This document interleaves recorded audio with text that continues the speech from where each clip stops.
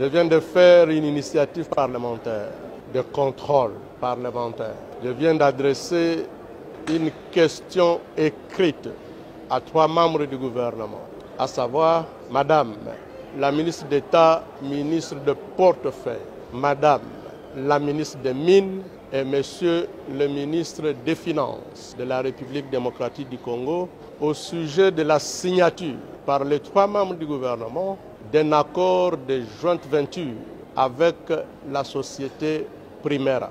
La société Primera est une société de droit des Émirats arabes unis. Au terme de cet accord, il est indiqué que la société Primera et la République démocratique du Congo créent ensemble des sociétés Primera RDC.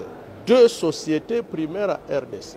L'une, Primera Gold, pour l'or, et l'autre, Primera Metals, pour le 3T. Mesdames et messieurs la presse, il s'agit d'une mafia organisée. Pourquoi? Chaque société Primera n'apporte que 20 000 $. Je dis bien 20 000 $. Primera Gold, 20 000 $. Primera Metals, 20 000 $. Et dans les 20 000 $, la RDC apporte 9 000 et la société Primera n'apporte que 11 000.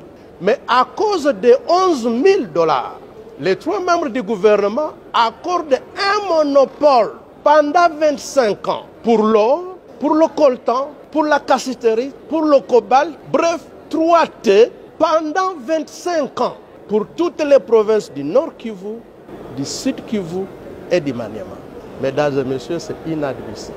Maintenant, en termes d'obligation, la République démocratique du Congo s'engage à engager la société Sakima, qui est propriétaire de tous ces gisements, à signer un accord avec la société Primera pour 25 ans, en sorte que, à raison de seulement 11 000 $, Primera soit la seule société à pouvoir commercialiser l'or congolais, soit la seule société à pouvoir commercialiser le coltan, le cobalt, la cassiterite pendant 25 ans. Et ce n'est pas fini.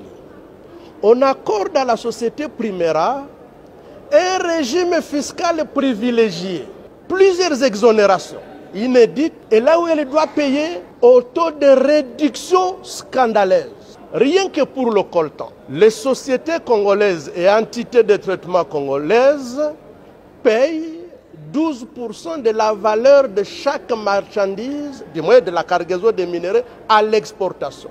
Là où les sociétés congolaises payent 12%, Primera ne payera que 3,5%.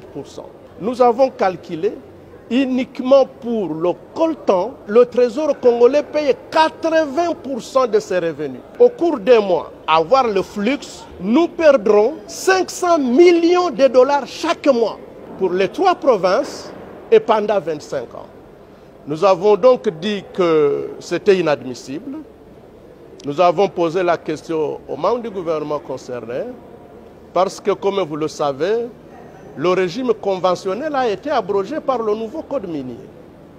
Aujourd'hui, nous sommes sous le régime légal et toutes les sociétés sont traitées de la même manière. Le président de la République dit, et avec raison, vouloir créer des millionnaires congolais. Ce n'est pas en accordant un monopole immérité à une société étrangère que nous allons créer des millionnaires congolais. Ce n'est pas en accordant des exonérations illégales à un étranger que nous créons des millionnaires congolais. Et enfin, ce qui paraît scandaleux, en ce qui concerne le règlement du contentieux, les 3 membres du gouvernement ont renoncé au privilège de la souveraineté de la République démocratique du Congo. Je n'invente pas, le contrat est là gelé. Vous allez même le publier.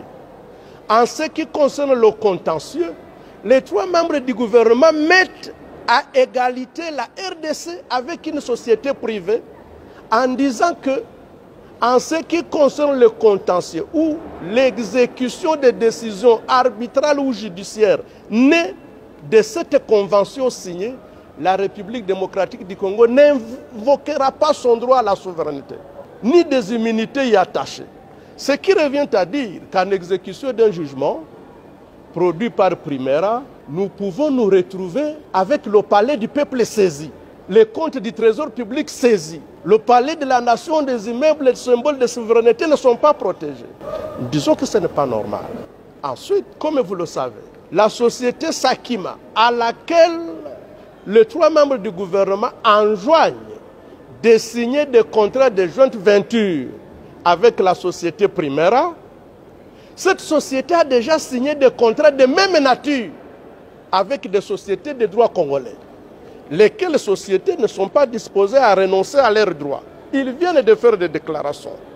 Il s'agit de la société Amir SARL, CDMC SARL, Stone Mining Company